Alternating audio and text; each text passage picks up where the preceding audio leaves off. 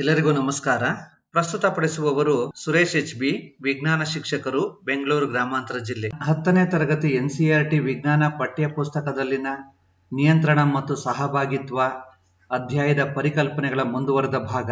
ಈಗ ಪ್ರಾಣಿಗಳಲ್ಲಿ ನಿಯಂತ್ರಣ ಮತ್ತು ಸಹಭಾಗಿತ್ವದ ಬಗ್ಗೆ ತಿಳಿದುಕೊಳ್ಳೋಣ. ಪ್ರಾಣಿಗಳಲ್ಲಿ ನಿಯಂತ್ರಣ ಮತ್ತು ಸಹಭಾಗಿತ್ವ ನರವ್ಯೂಹ ಮತ್ತು ನಿರ್ನಾಳ ಗ್ರಂಥಿಗಳು ಸ್ರವಿಸುವ ಹಾರ್ಮೋನ್ಗಳಿಂದ ನಿಯಂತ್ರಿಸಲ್ಪಡುತ್ತದೆ. ಯಾವ ಪ್ರಕ್ರಿಯೆಗಳು ಒಟ್ಟಾಗಿ ಪ್ರಾಣಿಯ ದೇಹವು ಪರಿಸ್ಥಿತಿಯನ್ನು ಎದುರಿಸಲು ಸಿದ್ಧವಾಗುವಂತೆ ಮಾಡುತ್ತದೆ ಎಂಬುದರ ಬಗ್ಗೆ ತಿಳಿದುಕೊಳ್ಳೋಣ. ಒಂದೊಮ್ಮೆ ದೇಹ ವಿನ್ಯಾಸವು ಕೇವಲ ನರಕೋಶಗಳ ಮೂಲಕ ಉಂಟಾಗುವ ವಿದ್ಯುತ್ ಆವೇಗಗಳ ಮೇಲೆ ಮಾತ್ರ ಅವಲಂಬಿಸಿದ್ದರೆ ಮುಂಬರುವ ಚಟುವಟಿಕೆಗೆ ಸಿದ್ಧವಾಗಲು ಸೂಚಿಸಬೇಕಾದ ಅಂಗಾಂಶಗಳ ವ್ಯಾಪ್ತಿಯು ಸೀಮಿತವಾಗಿರುತ್ತದೆ. ಮತ್ತೊಂದೆಡೆ ಒಂದು ವೇಳೆ ಒಂದು ರಾಸಾಯನಿಕ ಸಂಕೇತವನ್ನು ಕಳುಹಿಸಿದ್ದೇ ಆದರೆ ಅದು ದೇಹದ ಎಲ್ಲಾ ಜೀವಕೋಶಗಳನ್ನು ತಲುಪಿ ಅಗತ್ಯವಾಗಿ ಆಗಬೇಕಾದ ಬದಲಾವಣೆಗಳಿಗೆ ವಿಶಾಲವಾದ ವ್ಯಾಪ್ತಿಯನ್ನು ಒದಗಿಸುತ್ತದೆ. ಮಾನವರನ್ನು ಒಳಗೊಂಡಂತೆ ಅನೇಕ ಪ್ರಾಣಿಗಳಲ್ಲಿ ಅಡ್ರಿನಲ್ ಗ್ರಂಥಿಗಳಿಂದ ಸ್ರವಿಸಲ್ಪಡುವ ಅಡ್ರಿನಲಿನ್ ಹಾರ್ಮೋನ್ ಅನ್ನು ಬಳಸಿಕೊಂಡು ಈ ಕ್ರಿಯೆ ನಡೆಯುತ್ತದೆ. ಅಡ್ರಿನಲಿನ್ ನೇರವಾಗಿ ರಕ್ತಕ್ಕೆ ಸ್ರವಿಕೆಯಾಗುತ್ತದೆ ಮತ್ತು ದೇಹದ ವಿವಿಧ ಭಾಗಗಳಿಗೆ ವಿಸರಣೆಗೊಳ್ಳುತ್ತದೆ. ಹೃದಯವನ್ನು ಒಳಗೊಂಡಂತೆ ಇದು ನಿರ್ದಿಷ್ಟ ಅಂಗಾಂಶಗಳ ಮೇಲೆ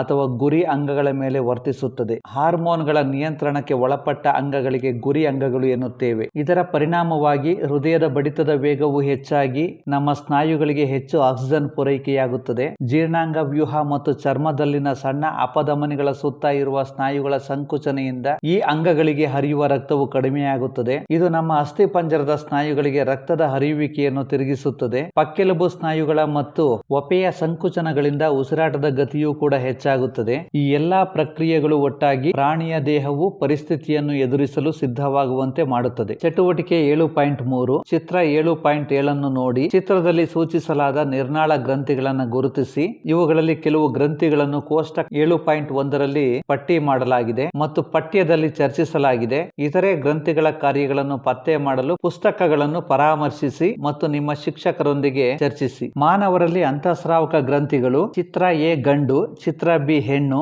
ದೇಹದಲ್ಲಿ ಕಂಡುಬರುವ ಅಂತಃಸ್ರಾವಕ ಗ್ರಂಥಿಗಳ ಬಗ್ಗೆ ತಿಳಿದುಕೊಳ್ಳೋಣ.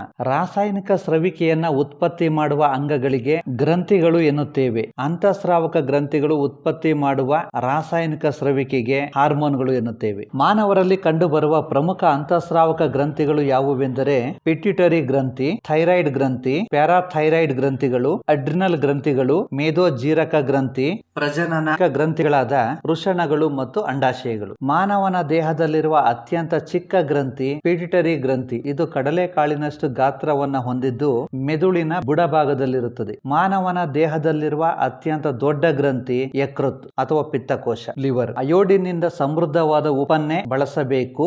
ಏಕೆ? ಥೈರಾಕ್ಸಿನ್ ಉತ್ಪತ್ತಿ ಮಾಡಲು ಥೈರಾಯ್ಡ್ ಗ್ರಂಥಿಗೆ ಅಯೋಡಿನ್ ಅಗತ್ಯವಾಗಿ ಬೇಕು.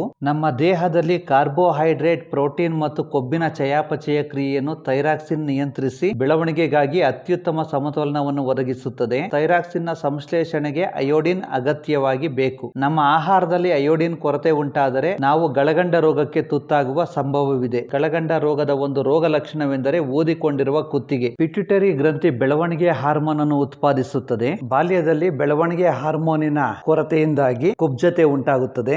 ಅಂತಹ ವ್ಯಕ್ತಿಗಳು ಸಾಮಾನ್ಯ ಎತ್ತರಕ್ಕಿಂತ ಕಡಿಮೆ ಎತ್ತರ ಹೊಂದಿರುತ್ತಾರೆ. ಬಾಲ್ಯದಲ್ಲಿ ಬೆಳವಣಿಗೆ ಹಾರ್ಮೋನಿನ ಮಿತಿಮೀರಿದ ಸ್ರವಿಕೆಯಿಂದಾಗಿ ದೈತ್ಯತೆ ಉಂಟಾಗುತ್ತದೆ. ಅಂತಹ ವ್ಯಕ್ತಿಗಳು ಸಾಮಾನ್ಯ ಎತ್ತರಕ್ಕಿಂತ ಹೆಚ್ಚು ಎತ್ತರ ಹೊಂದಿರುತ್ತಾರೆ. ಹೈಪೋಥಾಲಮಸ್ ಅನೇಕ ಹಾರ್ಮೋನ್ಗಳ ಬಿಡುಗಡೆಯಲ್ಲಿ ಪ್ರಮುಖ ಪಾತ್ರ ವಹಿಸುತ್ತದೆ. ಉದಾಹರಣೆಗೆ ಬೆಳವಣಿಗೆ ಹಾರ್ಮೋನ್ಗಳ ಮಟ್ಟ ಕಡಿಮೆಯಾದಾಗ ಹೈಪೋಥಾಲಮಸ್ ಬೆಳವಣಿಗೆ ಹಾರ್ಮೋನಿನ ಬಿಡುಗಡೆಗೆ ಕಾರಣವಾಗುವ ಅಂಶವನ್ನು ಉತ್ಪಾದಿಸುತ್ತದೆ. ಈ ಅಂಶವು ಬೆಳವಣಿಗೆ ಹಾರ್ಮೋನ್ ಅನ್ನು ಬಿಡುಗಡೆ ಮಾಡಲು ಪಿಟ್ಯುಟರಿ ಗ್ರಂಥಿಯನ್ನು ಪ್ರಚೋದಿಸುತ್ತದೆ. ಪ್ರೌಢಾವಸ್ಥೆಯಲ್ಲಿ ಹುಡುಗರಲ್ಲಿ ಟೆಸ್ಟೋಸ್ಟಿರೋನ್ ಹಾರ್ಮೋನಿನ ಸ್ರವಿಕೆಯಿಂದ ಗಂಡಸುತನದ ಲಕ್ಷಣಗಳು ಕಾಣಿಸಿಕೊಳ್ಳುತ್ತವೆ. ಹುಡುಗರಲ್ಲಿ ಗಂಡಸುತನದ ಲಕ್ಷಣಗಳಾದ ಗಡ್ಡ ಮತ್ತು ಮೀಸೆ ಬೆಳೆಯುವುದು, ಧ್ವನಿ ಗಡುಸಾಗುವುದು, ಧ್ವನಿ ಆಳವಾಗುವುದು ಕಂಡುಬರುತ್ತದೆ. ಹುಡುಗಿಯರಲ್ಲಿ ಈಸ್ಟ್ರೋಜನ್ಗಳ ಸ್ರವಿಕೆಯ ಕಾರಣದಿಂದ ಹೆಣ್ತನದ ಲಕ್ಷಣಗಳಾದ ಋತುಚಕ್ರದ ಪ್ರಾರಂಭ, ಸ್ತನಗಳ ಬೆಳವಣಿಗೆ, ಗರ್ಭಕೋಶದ ಬೆಳವಣಿಗೆ ಕಂಡುಬರುತ್ತದೆ. ಮೇದೋಜೀರಕ ಗ್ರಂಥಿ ಇನ್ಸುಲಿನ್ ಹಾರ್ಮೋನ್ ಅನ್ನು ಸ್ರವಿಸುತ್ತದೆ. ಇದು ರಕ್ತದ ಸಕ್ಕರೆಯ ಮಟ್ಟವನ್ನು ನಿಯಂತ್ರಿಸಲು ಸಹಾಯ ಮಾಡುತ್ತದೆ.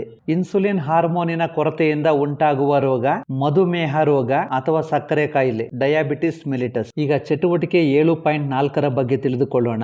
ಹಾರ್ಮೋನುಗಳು ಅಂತಸ್ರಾವಕ ಗ್ರಂಥಿಗಳ ಮೂಲಕ ಸ್ರವಿಕೆಯಾಗುತ್ತವೆ ಮತ್ತು ನಿರ್ದಿಷ್ಟ ಕಾರ್ಯಗಳನ್ನು ಹೊಂದಿರುತ್ತವೆ. ಹಾರ್ಮೋನುಗಳು ಅಂತಸ್ರಾವಕ ಗ್ರಂಥಿ ಅಥವಾ ಕಾರ್ಯಗಳನ್ನು ಆಧರಿಸಿ ಕೋಷ್ಟಕ 7.1 ಪೂರ್ಣಗೊಳಿಸಿ. ಕೋಷ್ಟಕ 7.1 ಕೆಲವು ಪ್ರಮುಖ ಹಾರ್ಮೋನುಗಳು ಮತ್ತು ಅವುಗಳ ಕಾರ್ಯಗಳು. ಬೆಳವಣಿಗೆಯ ಹಾರ್ಮೋನ್, ಇದನ್ನು ಪಿಟ್ಯುಟರಿ ಗ್ರಂಥಿ ಉತ್ಪಾದಿಸುತ್ತದೆ. ಇದರ ಕಾರ್ಯ ಎಲ್ಲಾ ಅಂಗಗಳಲ್ಲಿ ಬೆಳವಣಿಗೆಯನ್ನು ಪ್ರಚೋದಿಸುತ್ತದೆ. ಥೈರಾಕ್ಸಿನ್ ಹಾರ್ಮೋನ್, ಇದನ್ನು ಥೈರಾಯ್ಡ್ ಗ್ರಂಥಿ ಸ್ರವಿಸುತ್ತದೆ. ಥೈರಾಕ್ಸಿನ್ ಹಾರ್ಮೋನ್ ದೇಹದ ಬೆಳವಣಿಗೆಗಾಗಿ ಚಯಾಪಚಯ ಕ್ರಿಯೆಯನ್ನು ನಿಯಂತ್ರಿಸುತ್ತದೆ. ಇನ್ಸುಲಿನ್ ಹಾರ್ಮೋನ್, ಇದನ್ನು ಮೇದೋಜೀರಕ ಗ್ರಂಥಿ ಸ್ರವಿಸುತ್ತದೆ.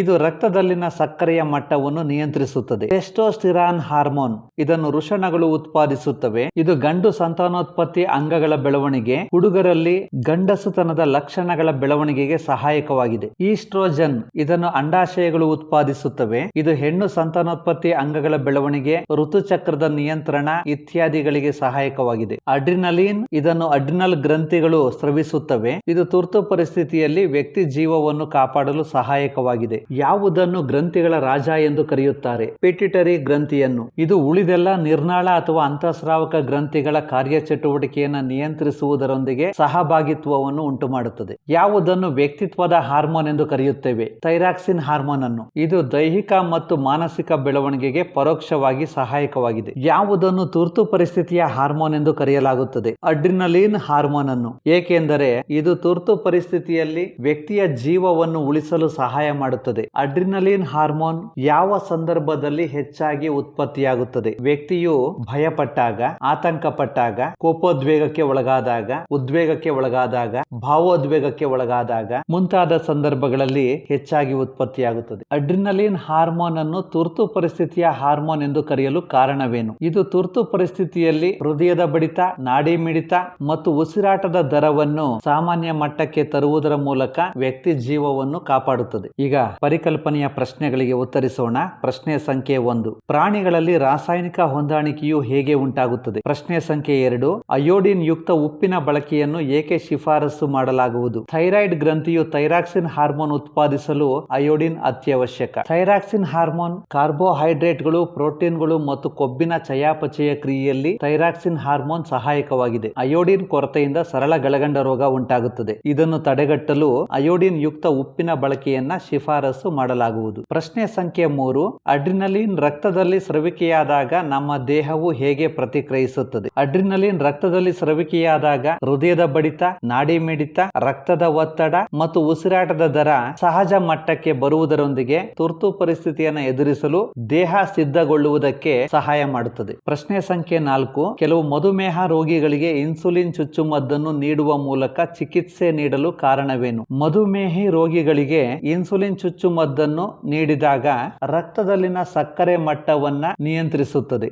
ವೀಕ್ಷಿಸಿದ್ದಕ್ಕೆ ಧನ್ಯವಾದಗಳು.